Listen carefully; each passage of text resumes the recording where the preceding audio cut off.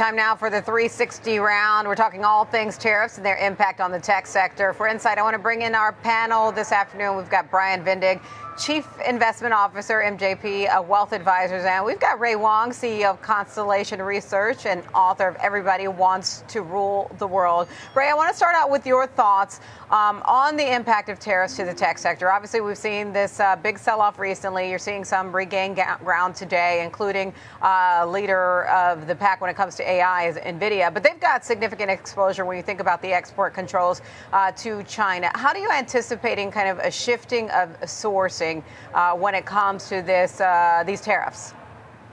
Yeah, that's a great point, right? We have to look at tariffs as part of the Great Reset. What's happening right now is a complete reset in terms of trade negotiations. The WTO failed to do its job, and what's happening right now is we're going bilateral country by country. And what that means is people that organizations that left China, that went to Vietnam, went to India, are also going to think about resourcing back into the U.S. and what's the cost factor behind that. But all that will get settled as we get to these country-specific deals. But right now, it's the uncertainty that's been driving everybody nuts. The challenge here in the long run is really, what does manufacturing look like in the future? Is it massively automated? What's the human component? What will that cost? These aren't things you can't light up a factory and get it ready like overnight. That takes 3 years, 4 years, 5 years, depending on how complex the manufacturing is. And of course, what are the suppliers that are there? But it sets the stage for a shift in terms of how global trade looks. Okay. So, Brian, I want to get your thoughts. Obviously, the expectation is there is the potential for shifting in how all of this occurs. You're even seeing some conversations, apparently. I've seen this in some reporting from Bloomberg that Chinese officials or China officials are putting pressure on some Chinese companies who are having conversations about shifting their manufacturing as opposed to continue to keep up their relationships. What are you expecting to happen in the broader landscape, especially when it comes to tech? Yeah, well, I think because the negotiation process is going to be elongated, it's our view, because the U.S. has waged a trade war on 196 countries at the same time. I think, unfortunately, this impacts the consumer in a couple areas of tech. I mean, first, in the hardware space, where things are manufactured abroad and then come back to the U.S., it takes time to reorientate and reinvest in these supply chains. And so as a result, I think consumer prices on hardware devices are expected to go up. Also, you might see a flow through regarding online e-commerce as well, flowing through some of the major platforms. I would point out, though, semiconductors is one thing that was excluded in the tariff process here.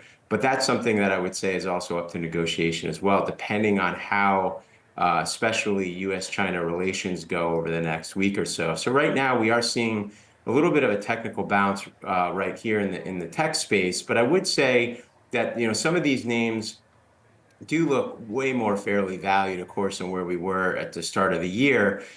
And some of the names that are more durable, like software providers or things in the cybersecurity space, where investment's going to continue. I don't think those trends are extinguished, nor the innovative trends of AI going forward. So I think it makes sense to continue to be very specific as investors look for value in the tech space relative to all these ongoing negotiations. Ray, I want to ask you, because obviously there's clearly an attempt at a resetting of trade dynamics, especially when it comes to kind of the U.S. view. But you make a great point, and I've heard this point before. It takes years to kind of build up factories. And then there is also the point that even if they build up the factories, they could be very automated and the job's just done by robots, for instance. Where do you see the potential? I mean, first of all, I guess, do you see tariffs as kind of like a blunt tool? And if so, what kind of levers do you think would actually work better when it comes to a shifting of, kind of how policymakers could position the U.S. in terms of maintaining tech leadership? That's a great question on tech leadership. And what we're seeing is that shift, right? Number one, what's happening is the tariffs bring everybody to the table. The first round of tariffs were very simple. It was China, Mexico, Canada, get the fentanyl off everyone's streets, stop the money laundering with fentanyl from China out. The second one is this is a reciprocal tariffs. What's happening right now is really, let's have the conversation about trade, security. Let's have other conversations around foreign relations. It's all happening. Countries like South Korea, Japan, going to be very easy. Countries like Vietnam, India, less so, but countries like China, even less so. And that's really the conversation between Europe, the US, and other countries that are going to happen is really what is fair, what's not, do we get rid of that? Those are the big questions. But back to the other point, the sectors that are less impacted are software. Software is a great sector. Cybersecurity is a great sector. AI is going to be less impacted. And part of that is really because there's still going to be massive demand for them once we get out of these conversations.